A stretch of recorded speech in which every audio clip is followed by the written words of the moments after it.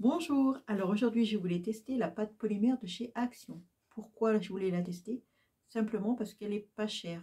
Et si vous avez des enfants et qui veulent faire des activités manuelles, je sais que ça coûte très cher un magasin créatif. Donc là, je voulais tester pour voir si elle valait vraiment le coup et surtout si elle était adaptée à des enfants.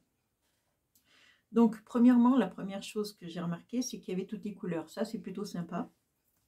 Donc elle se présente, je vais vous mettre sur mes mains. Voilà, donc il y a d'autres couleurs, hein. Il y a les bleus, il y a les vertes, je n'ai pas toutes mis les couleurs. Donc c'est 1,18 € les 4 petits pains, là. Je trouve ça pas très cher. Et ils ont sorti, ce qui est très bien, un bloc comme ça où il y a 18 couleurs. Du coup, avec ça, vous avez toutes les couleurs. La seule différence avec une autre de cette collection, c'est que là, par exemple, vous avez qu'un seul jaune, que là, vous avez deux jaunes différents. Voilà. Mais pour démarrer, je trouve ce kit très bien. Avec ces 18 couleurs, on peut faire déjà beaucoup de choses. D'ailleurs, on a des petits modèles derrière, là, des petits exemples. On peut faire pas mal de choses. Donc, je vais la malaxer. Alors, dans l'atelier, il fait très froid. J'ai les mains froides. Et quand on malaxe la pâte, elle est très molle. Alors ça, pour les enfants, c'est l'idéal. Parce que la Fimo ou les autres marques, elles sont souvent très dures. Même moi, des fois, j'ai du mal à le faire. Et là, regardez. Et pourtant, il fait très froid, hein. Elle est très molle. Regardez. Je peux l'étirer facilement. Et un autre avantage qu'elle a, cette pâte, c'est qu'elle ne tache pas.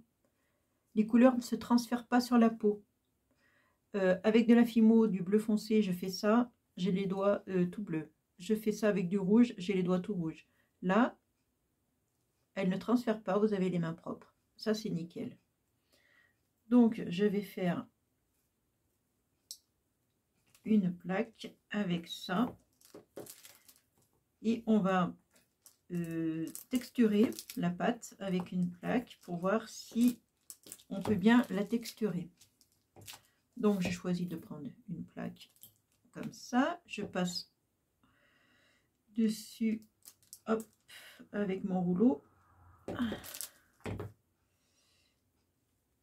Et regardez, nickel.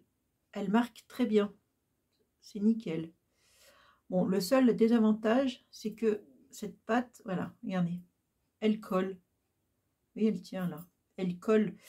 Et donc, quand vous faites une plaque, il ne faut pas tirer dessus, puisque du fait qu'elle soit collante, ça va déformer le motif.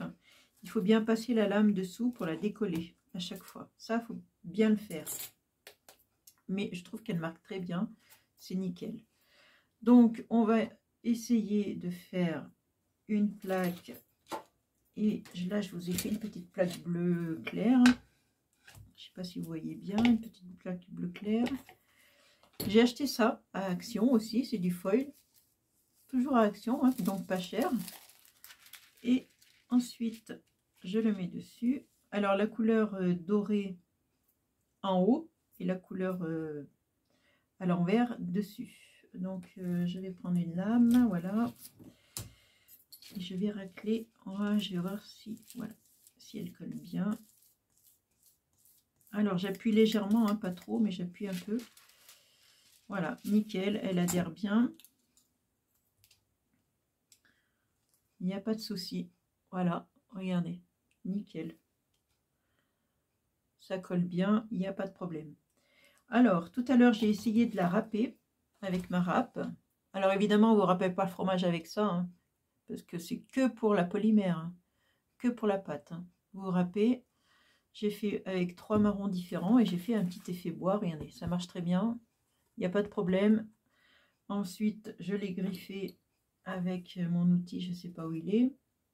Et il n'y a pas de souci, hein, avec ça. Ça se passe très bien. Voilà.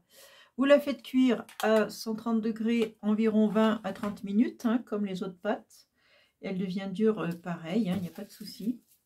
Donc voilà, je trouve que le petit essai est plutôt concluant avec cette pâte. Donc quand vous avez des bouts entamés comme ça, vous les mettez bien fermés pour pas qu'ils sèchent et qu'ils deviennent sales. J'ai fait un mélange de 2 couleurs, j'ai pris du bleu, du rouge, ça fait du violet, il n'y a pas de souci. La pâte se mélange très bien entre elles, hein. Il n'y a pas de souci.